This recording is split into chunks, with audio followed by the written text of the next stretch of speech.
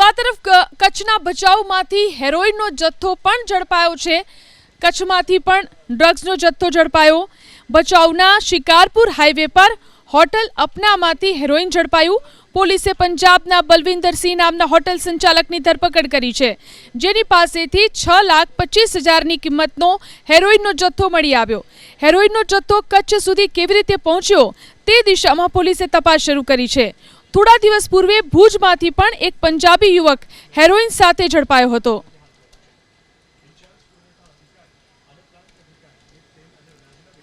ગુજરાતના દરિયામાંથી ફરી એકવાર ઝડપાયું છે ડ્રગ્સનો જથ્થો ઝડપાયો।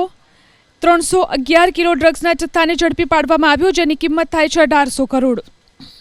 તો ગુજરાત એટીએસને બાતમી મળી હતી કે પાકિસ્તાનનો ફિદા નામનો ડ્રગ્સ માફિયા ફિશિંગ બોટમાં ડ્રગ્સ ભરીને આવી રહ્યો છે।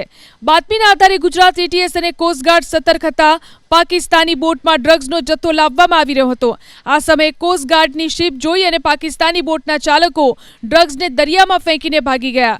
બાદમાં કોસ્ટગાર્ડે પાણીમાંથી ડ્રગ્સનો જથ્થો બહાર કાઢ્યો હતો।